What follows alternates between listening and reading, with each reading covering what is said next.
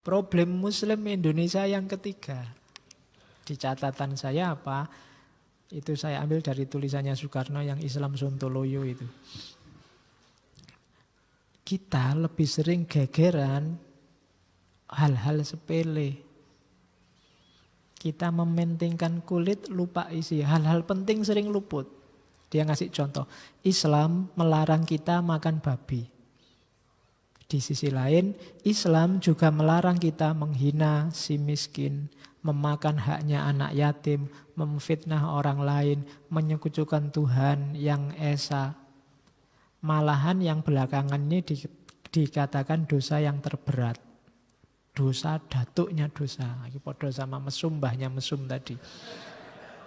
Itu kan yang belakangan tadi. Tetapi apa yang kita lihat? Coba Tuhan menghina si miskin, makan haknya anak yatim, memfitnah orang lain, musyrik dalam Tuhan punya pikiran dan perbuatan. Maka tidak banyak orang yang menunjuk kepada Tuhan dengan jari seraya berkata, Tuhan menyalahi Islam. Tetapi coba Tuhan makan daging babi, walau hanya sebesar biji asam pun, dan seluruh dunia akan mengatakan Tuhan orang kafir. Inilah gambaran jiwa Islam sekarang ini. Terlalu mementingkan kulit saja, tidak mementingkan isi. Jadi katanya Soekarno, orang Islam itu kalau hal-hal sepele, hal-hal kecil-kecil, itu hebohnya luar biasa. Tapi begitu urusan-urusan penting, krusial, esensial, tidak heboh. Kalau ada orang miskin di kalangan kita, umat Islam, ya kita anggap ya sudah lah. Padahal kita punya tanggung jawab loh kalau ada fakir miskin di kalangan kita. Seandainya nggak ada yang bantu, nggak ada yang ribut, dianggapnya urusannya sendiri-sendiri. Tapi begitu ada yang makan daging babi, rame kasusnya. Begitu ada yang lupa pakai jilbab, rame. Begitu ada cowok cewek kok boncengannya tidak miring tapi terus kita diskusinya rame luar biasa. Kan kita selalu begitu yang bikin kita rame. Kan ada itu aturan yang kalau boncengan cewek tidak boleh megagah, harus miring. Dan yang kayak gitu. Saya katanya tidak salah itu, cuma ada yang lebih wow, ada yang lebih besar, tapi kita cuekin, lebih esensial. Yang dari situ akan kelihatan betapa Islam itu luar biasa, rahmatan lil alamin, daripada sekedar urusan makan daging babi kah?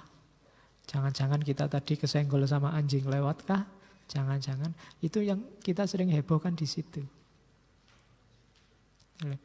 Jadi problem kita ini hari ini, kita gegeran tiap hari itu kebanyakan urusan kulit, bukan urusan isi. Bukan urusan yang esensial. Nanti banyak contohnya dari Soekarno. Terus ini lebih dahsyat lagi kalimatnya, saya baca semua. Betapa gara-gara urusan kulit tadi, terus kita jadi layu, lenyap roh Islam yang luar biasa itu. Kita tidak ingat bahwa masyarakat itu adalah barang yang tidak diam, tidak tetap, tidak mati, tetapi hidup mengalir, berubah senantiasa, maju, dinamis, berevolusi. Kita tidak ingat bahwa Nabi sendiri telah menjadikan urusan dunia, menyerahkan kepada kita sendiri urusan dunia. Membenarkan segala urusan dunia yang baik dan tidak nyata haram atau makruh. Katanya Soekarno, hidup ini dinamis. Kalau urusan dunia, itu kan Nabi sudah menyerahkan sama kita. Dan kita nggak perlu ribut kalau tidak jelas haram atau makruh. Cuma kita tadi sering ngurus yang kulit-kulit. Kita royal sekali dengan perkataan kafir. Kita gemar sekali mencap segala barang yang baru dengan kafir. Pengetahuan barat kafir.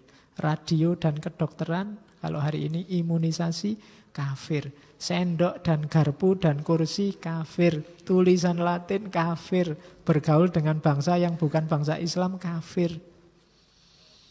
Ini dulu ya, zaman Soekarno hidup. Kalau sekarang mungkin tidak ada bedanya.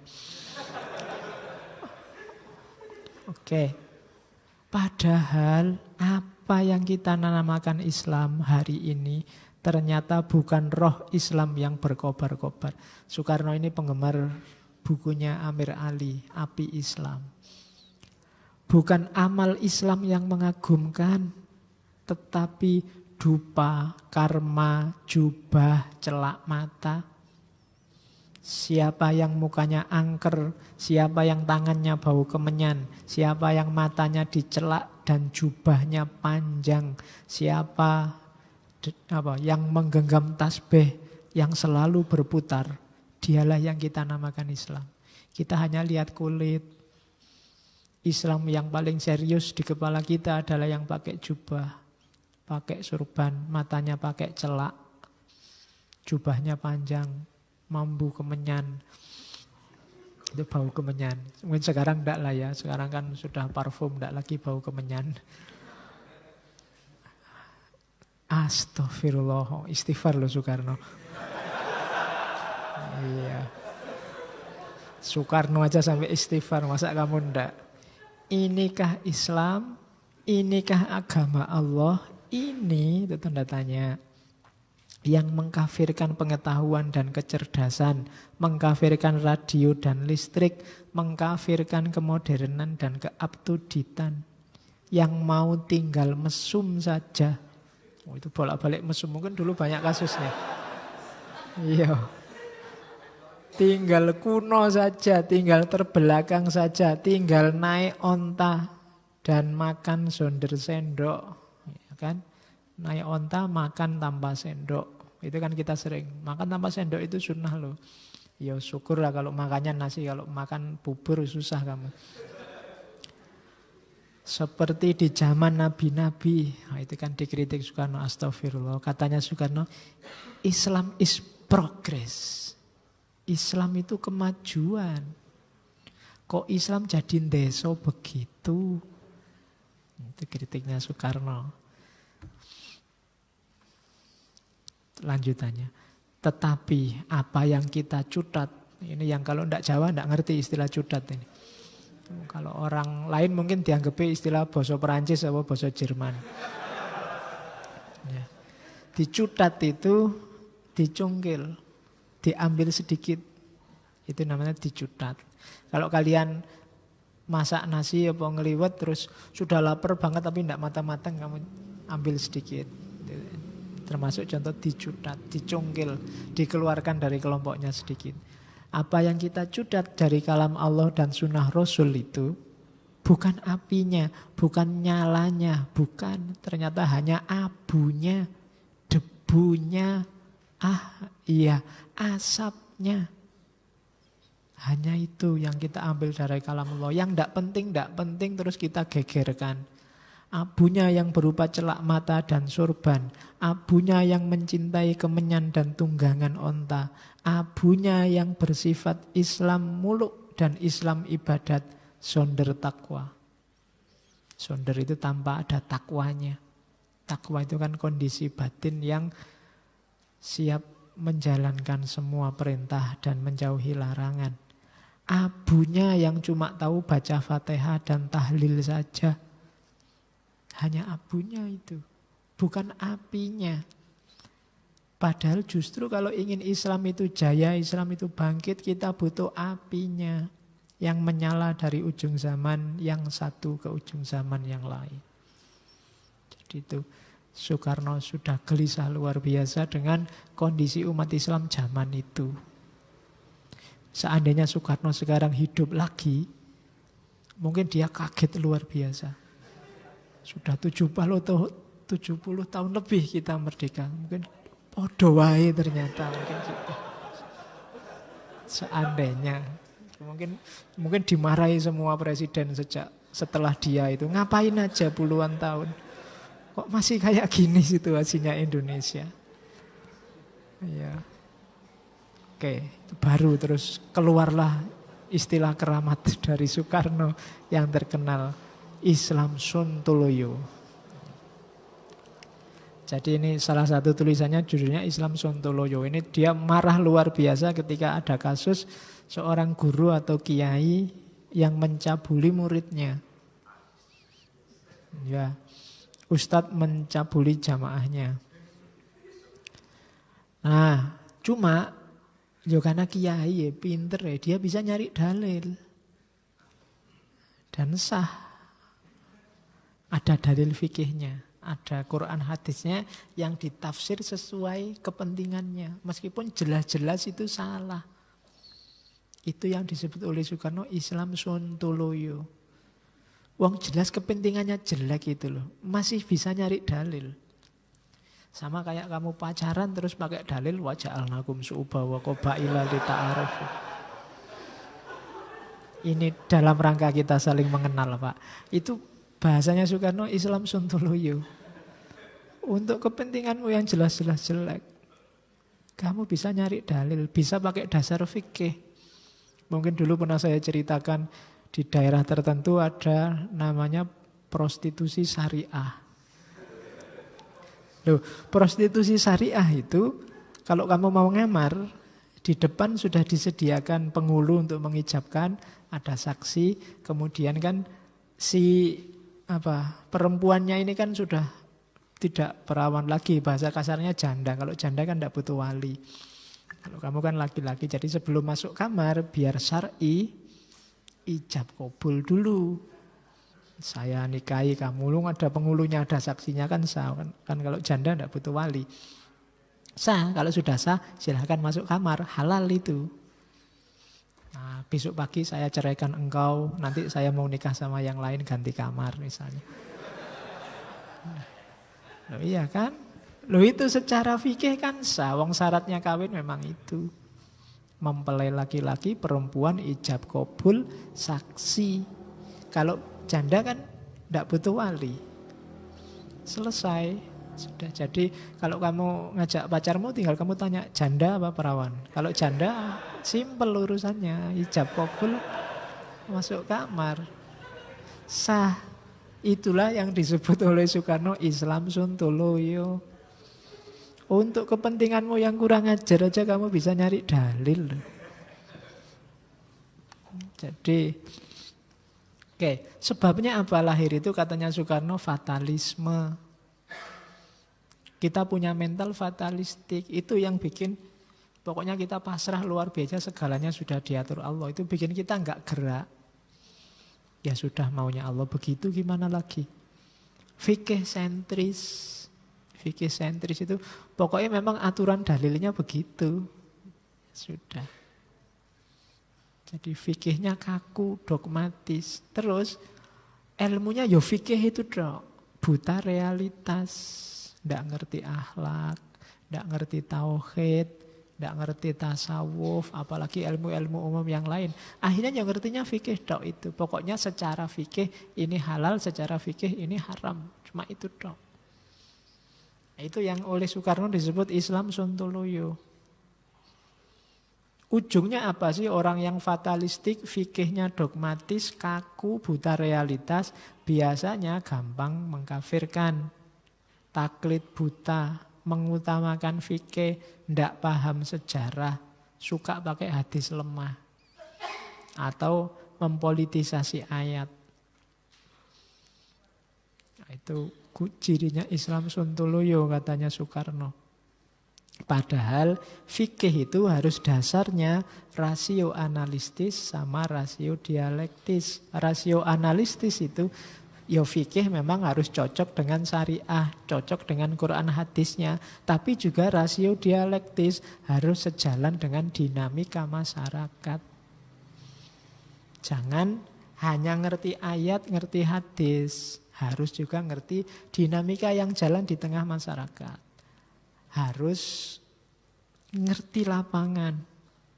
Kalau ngerti ayat saja nanti di realitasnya susah. Kalau nggak paham realitas. Misalnya Pak Amin Abdullah sering mencontohkan kasusnya kemarin itu yang Pak Murdiono sama yang punya anak, kemudian anaknya ini kan bagi keluarganya Pak Murdiono itu bukan anaknya. Sementara yang istrinya Maci Jamuh teranggap itu memang anaknya, kok nikahnya dulu siri. Terus dites DNA. Meskipun tes DNA-nya bilang itu memang anaknya, tapi kan terus di fikih tidak ada dalilnya tes DNA. Jadi sama pengadilan agama ditolak. Tes DNA tidak bisa jadi bukti. Itu kan berat. Dalilnya tidak ono. Meskipun tes DNA jelas itu anaknya loh, tapi kan tidak bisa. Nah, itu yang dikritik oleh Soekarno. Ya Islam fikihnya analitis, tapi dia tidak dialektis. Tidak ngerti perkembangan zaman terkini. Nanti ada contoh perkembangan zaman dari Soekarno. Jadi intinya katanya Soekarno apa? Islam is progress. Ini saya tidak tahu ini kritik pada yang sekarang kamu sebut khilafah apa enggak. Saya baca aja. Islam harus berani mengejar zaman. Bukan 100 tahun, tetapi 1000 tahun Islam ketinggalan zaman. Kalau Islam tidak cukup kemampuan buat mengejar 1000 tahun itu, niscaya ia akan tetap hina dan mesum. Pokoknya seneng dengan kata mesum itu pokoknya. Oke. Bukan kembali pada Islam glory, kejayaan Islam maksudnya, yang dulu. Bukan kembali pada zaman khalifah, tetapi lari ke muka, lari mengejar zaman. Itulah satu-satunya jalan buat menjadi gilang gemilang kembali. Kenapa kita selamanya dapat ajaran bahwa kita harus mengkopi zaman khalifah yang dulu-dulu? Sekarang toh tahun 1936 dan bukan tahun 700 atau 800 atau 900. Kalau Islam ingin maju, ya majulah, jangan malah mundur. Hari ini banyak orang bercita-cita Islam maju, tapi jalannya mundur. Kiblatnya ke belakang, ke zaman-zaman khalifah yang dulu, zaman dinasti-dinasti. Itu pingin jalan mundur katanya Soekarno. Kalau pingin maju ya maju. Geraknya maju, ikuti perkembangan zaman. Mengapa kita mesti kembali ke zaman kebesaran Islam yang dulu-dulu? Hukum syariat. Lupakah kita bahwa hukum syariat itu bukan hanya yang haram, makruh, sunnah, atau fardu saja? Lupakah kita bahwa masih ada juga barang mubah atau jaiz? Maksudnya kalau urusan negara, urusan muamalah katanya Soekarno, hukum asalnya kan jaiz, boleh. Alangkah baiknya kalau umat Islam lebih ingat pula kepada apa yang mubah atau yang jaiz ini. Alangkah baiknya kalau ia ingat bahwa di dalam urusan dunia, dalam urusan statesmanship, boleh berkias, boleh berbid'ah. Urusan dunia kalau nggak boleh bid'ah, tidak ada inovasi. Boleh membuang cara-cara baru. Kalau nggak ada inovasi kan susah. Ada Samsung S8, terbaru loh Pak itu. Nah kalau baru bid'ah, nggak boleh. Jangan beli Samsung S8. Ya kan? Berat kalau mikirnya begitu katanya Soekarno. Boleh membuang cara-cara dulu, boleh mengambil cara-cara baru, boleh beradio, boleh berkapal udara, boleh berlistrik, boleh bermodern, boleh berhiper-hipermodern. Asal tidak nyata dihukum haram atau makruh oleh Allah dan Rasul. Jadi urusan muamalah, hukum dasarnya jaiz, boleh. Kecuali ada dalil yang menunjukkannya haram. Oh, itu Soekarno lebih maju pikirannya dari kita hari ini. Adalah satu perjuangan yang paling berfaedah bagi umat Islam, yakni berjuang menentang kekolotan. Kalau Islam sudah bisa berjuang mengalahkan kekolotan itu, barulah ia bisa lari secepat kilat mengejar zaman yang 1000 tahun jaraknya ke muka itu. Perjuangan menghantam ortodoksi ke belakang, mengejar zaman ke muka. Perjuangan inilah yang Kemal Atatürk maksudkan. Saya tadi bilang Di antara idolanya Kemal Atatürk yang melakukan sekularisasi besar-besaran di Turki. Tatkala ia berkata bahwa Islam tidak menyuruh orang duduk termenung sehari-hari di dalam masjid, memutarkan tasbih, tetapi Islam adalah perjuangan. Islam is progress. Kalimatnya lagi, Islam itu kemajuan. Oke, sudah bisa dipahami. Dia ngasih contoh ini loh, ini luar biasa. Pada suatu hari, saya punya anjing menjilat air di dalam panci di dekat sumur. Saya punya anak, ini saya tidak tahu ini gaya bahasa Indonesia dulu kan sering begitu. Saya punya anak, saya punya teman, saya punya anak. Ratna Juami berteriak, "Papi, papi, si ketuk menjilat air di dalam panci." Saya menjawab, "Buanglah air itu dan cucilah panci itu beberapa kali bersih-bersih dengan sabun dan kreolin." Ratna termenung sebentar, kemudian ia menanya, "Tidakkah Nabi bersabda bahwa panci ini mesti dicuci 7 kali, di antaranya 1 kali dengan tanah?" Saya menjawab, "Ratna, di zaman Nabi belum ada sabun dan kreolin. Nabi waktu itu tidak bisa memerintahkan orang memakai sabun dan kreolin." Muka Ratna menjadi terang kembali. Malam itu ia tidur dengan roman muka yang seperti tersenyum, seperti mukanya orang yang mendapat kebahagiaan besar. Oh, ini bagi saya luar biasa kalau hari ini tetap dimarahi orang banyak. Ya. Tapi sebenarnya kalau wawasanmu luas, pandangannya Soekarno ini tidak sesuatu yang baru luar biasa. Mencuci najisnya anjing dengan tanah itu ya ikhtilaf di kalangan ulama. Nanti yang ngaji Kifayatul Ahyar mesti ketemu. Sifatnya ikhtilaf. Ada yang bilang harus pakai tanah. Ada yang bilang tidak harus. Kayak wudu itu, istinja itu kan pakai batu. Tapi tidak harus, kalau ada gantinya ya boleh. Ada yang bilang selama masih ada tanah harus pakai tanah, tapi kalau tanah susah dicari, ya sekarang kan tanah mahal. Ya. Kalau susah nyari tanah, maksudnya sekarang kamu hidupnya di hotel apa di mana, kalau di kota-kota besar hari ini kan semuanya sudah di paving, sudah di itu, susah nyari tanah. Itu boleh. Ada ulama yang bilang boleh diganti ndak tanah, tapi yang sifatnya sama kayak tanah, membersihkannya. Itu mungkin Soekarno pakai ini. Toh sabun sama kreolin bisa. Terakhir ada yang bilang kalau ditakutkan pakai tanah merusak yang dicuci, ndak pakai tanah ndak apa-apa. Misalnya kalian bajumu sudah jelek, tipis, dicuci pakai air berapa hari bubar, pakai tanah lagi. Itu bisa sobek semua bajumu. Itu tidak pakai tanah juga tidak apa-apa. Lo ikhtilaf lo di kalangan ulama. Makanya saya sering tekankan, tambahlah ilmumu biar tidak gampang ngamuan. Ini kamu membaca Soekarno tadi awalnya kan kayak kaget. Lo masa boleh diganti, itu kan fikihnya. Tidak, ikhtilaf di kalangan ulama. Ya monggo kamu mau ambil yang mana asal tahu dasarnya, kan itu.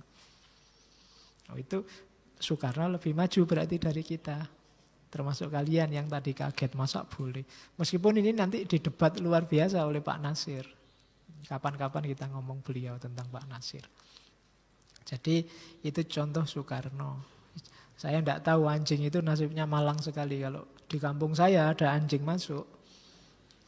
Di Mojokerto itu bisa keluar sudah innalillahi. Padahal dia mungkin tidak salah apa-apa. Oke, saya ingat ceritanya Abu Yazid Bustami itu kan. Satu ketika dia pakai jubah mau ke masjid, ada anjing hitam. Datang mendekat ke dia. Langsung jubahnya diangkat. Nanti kalau kesenggol anjing gawat. Jubahnya diangkat. Begitu jubahnya diangkat, ada suara, "Wahai Abu Yazid Bustami, badanku kering dan aku tidak akan nyenggol dirimu. Kok kamu ngangkat jubahmu itu?" Abu Yazid Bustami heran, "Iki suaranya siapa? Jangan-jangan suaranya anjing." "Oh iya, suaranya anjing." "Apa maksudmu, Su?" Lah ya. Lah ya anjing kan celukane sesuatu. Iya. Iya. Oke. Loh. Saya enggak tahu katanya kamu itu sufi. Kok kamu melecehkan aku begitu? Merendahkan aku, merasa lebih tinggi daripada aku. Seandainya kamu tak senggol sekalipun, kan urusannya selesai dengan kamu cuci pakai air yang ketujuh dengan tanah. Tapi hatimu yang merasa lebih tinggi, merasa lebih mulia, yang gak mau deket-deket sama aku, itu lebih susah membersihkannya. Wow, itu kamu dinasehati oleh anjing sekarang. Ya. Oke. Oh, itu Abu Yazid Bustami. Jadi ya memang mungkin anjing itu haram. Beberapa ulama meskipun memperselisihkan bagian mana yang haram, tapi tidak harus dibenci. Tapi banyak orang yang membenci tanpa alasan. Babi juga haram, tapi tidak harus kamu benci babi. Ya bahwa jangan makan babi kan urusan selesai. Jangan deket-deket sama anjing biar nggak dijilat, urusan selesai. Kalau terpaksa kejilat juga tidak masalah. Kamu bersihkan 7 kali pakai air yang ke-7 atau yang ke-8. Karena ini juga ikhtilaf, ada yang bilang ke-7, ada yang bilang ke-8 pakai pasir. Wong di Indonesia air dan pasir tidak beli. Tapi kebencianmu dalam batinmu itu kotoran. Nah itu sufi. Terus ini juga kritiknya Soekarno. Ini pada satu ketika ada acara Muhammadiyah. Soekarno jadi narasumber. Cuma begitu dia datang, lah kok dikasih tabir. Saya tidak tahu. Mungkin di masjid tertentu zaman dulu ada tabir laki-laki dan perempuan itu. Soekarno tidak setuju begitu. Terus pulang dia. Kalau masih ada tabir, saya nggak jadi. Setelah itu diwawancara oleh wartawan dari Antara zaman itu. Loh sampean kok begitu? Bukankah itu kalimatnya? Jadi, loh tabir itu kan biar laki-laki dan perempuan gak saling pandang, Pak Karno. Islam kan memang begitu. Katanya Pak Karno, loh iya, memang laki-laki dan perempuan itu tidak boleh saling pandang yang tidak perlu. Tapi tidak ada dalilnya harus dipakai tabir. Kiasnya katanya Soekarno, Allah melarang mencuri. Kalau begitu mbok semua pintu, semua jendela dikunci aja, nggak usah dibuka biar nggak ada pencuri. Allah melarang berdusta. Kenapa tidak kita jahit aja mulut kita supaya tidak berdusta? Kiasnya Soekarno begitu. Loh, begitu juga dengan pandang memandang antara laki-laki dan perempuan. Ya jangan dipandang kalau nggak perlu. Tetapi tidak ada dalilnya untuk dikasih tabir. Ya kalau merasa perlu ayo dipandang terus. Oke, jadi itu dalilnya Soekarno. Bagi Pak Karno itu simbol perbudakan perempuan. Simbol perempuan di kelas 2-kan. Maunya Pak Karno renggang enggak apa-apa, tapi jangan dikasih tabir dong. Nanti yang perempuan enggak ngerti kiainya yang mana, itu yang ngomong kok cuma kedengaran suaranya. Kan sering begitu. Gitu. Enak yang laki-laki jelas di depannya ngelihat ekspresinya. Ini sedang marah apa sedang ngantuk apa sedang kelihatan. Yang perempuan sana enggak kelihatan. Dikasih tabir. Nah itu dikritik oleh Pak Karno. Lu memang enggak boleh memandang perempuan yang bukan muhrim tanpa ada kepentingan. Kalau itu ada dalilnya. Tapi ngasih tabir enggak ada dalilnya. Maka Pak Karno enggak suka. Nah itu ya monggo kalian setuju yang mana. Tapi seperti itulah tipe berpikirnya Pak Karno. Terus Pak Karno termasuk yang inginnya Islam itu jaya di bidang sains. Demi Allah, Islam sains bukan hanya pengetahuan Al-Quran dan hadis saja. Islam sains adalah pengetahuan Al-Quran, hadis plus pengetahuan umum. Orang tidak akan dapat memahami betul Al-Quran dan hadis kalau tidak berpengetahuan umum. Walau tafsir Al-Quran yang masyhur dari zaman dulu, yang orang sudah beri titel keramat, seperti tafsir Al-Bawawi, tafsir Al-Baidawi, tafsir Al-Masyari. Saya tidak tahu kita yang ngaku intelektual muslim pernah tidak nyenggol kitab-kitab ini. Soekarno kan bukan intelektual muslim menurutmu, tapi beliau masuk ke sana. masih bercacat sekali. Cacat yang saya maksudkan ialah misalnya bagaimana orang mengerti betul-betul firman Allah bahwa segala sesuatu itu dibikin olehnya berjodoh-jodohan. Kalau tidak mengetahui biologi, tidak mengetahui elektron, tidak mengetahui kutub positif, negatif, tidak mengetahui aksi reaksi. Itu harus dipahami. Bagaimana kita mengerti ayat-ayat yang meriwayatkan Iskandar Zulkarnain kalau tidak mengetahui sedikit histori dan arkeologi. Itu, kita butuh sains. Iskandar Zulkarnain siapa? Itu kita bingung kalau tidak ngerti arkeologi, tidak ngerti sejarah. Ada yang bilang Alexander the Great. Ada yang bilang bukan, tapi Sirius kedua, Koros dari Persia. Karena Zulkarnain itu 2 tanduk. Jadi 2 tanduk itu ya zaman dulu pasukannya Sirius itu pakai tanduk. Karena di Quran Iskandarnya enggak ada, adanya Zulkarnain. Ada yang bilang enggak, itu ya Alexander the Great. Orangnya siapa, kapan? Nanti beberapa ulama bilang enggak mungkin, dua-duanya kafir, wong ini Islam kok. Ada yang bilang begitu. Loh, perdebatan. Nah, kalau siapanya diperdebatkan, tapi kalau kita kaji secara arkeologi kan ketemu temboknya. Temboknya itu kan bukan tembok Cina loh ya, ada di daerah pegunungan Kaukasus, pegunungan Kaukasian. Jadi di pegunungan Kaukasian itu sekian ratus kilometer, nanti ada sekitar 100 meter. Namanya celah Darial di situ. Yang itu yo temboknya masih ada terbuat dari tembaga, terbuat dari kuningan, terbuat dari besi. Tebalnya sekitar 3 meter, tingginya 9 meter. Jadi di celah. Kalau sekarang mungkin masuk negara bekasnya Uni Soviet, Georgia. Ya, orang menyebutnya Alexander Wall. Alexander the Great. Jadi itu temboknya Alexander the Great. Orang menyebutnya begitu. Tapi kan itu ngerti ini dari mana? Ya kita melakukan kajian, kita meneliti ke lapangan, kajian-kajian arkeologi. Umat Islam kalau ngertinya hanya ayat itu pening. Islamnya belum datang, Iskandar Zulkarnain dianggapnya sudah Islam. Nah, itu perlu ngerti sejarah, perlu ngerti kronologi, kira-kira itu tahun berapa, kapan, dan seterusnya. Maka bagi Soekarno tidak mungkin orang Islam membuang sains. Karena separuh banyak sekali ayat-ayat Al-Quran itu butuh dukungan sains untuk paham. Oke, tanyalah kepada itu ribuan orang Eropa yang masuk Islam di abad 20 ini. Dengan cara apa dan dari siapa mereka mendapat tahu baik tidaknya Islam. Dan mereka akan menjawab bukan dari guru-guru yang hanya menyuruh muridnya beriman dan percaya saja. Bukan dari mubalek-mubalek yang tarik muka angker dan hanya tahu putarkan tasbih saja. Tapi dari mubalek yang memakai cara penerangan yang masuk akal karena berpengetahuan umum. Mereka masuk Islam karena mubalek-mubalek yang menghela mereka itu ialah mubalek-mubalek modern dan saintifik. Dan bukan mubalek ala Hadramaut atau ala kiai bersorban. Percayalah, bila Islam dipropagandakan dengan cara yang masuk akal dan up to date, seluruh dunia akan sadar kepada kebenaran Islam.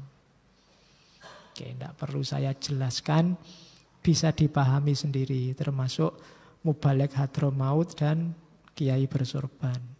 Itu hari ini langsung kena kedua kubu sekaligus. Kita butuh mubalek yang ngerti sains. Ya mungkin tanggung jawabnya sekarang di tangan kalian. Mahasiswa-mahasiswa dari beragam keilmuan. Tunjukkan bahwa Islam itu luar biasa dengan ilmu. Oke, pesannya Soekarno, diingat-ingat ya, tanah air ini saudara-saudara diancam bahaya.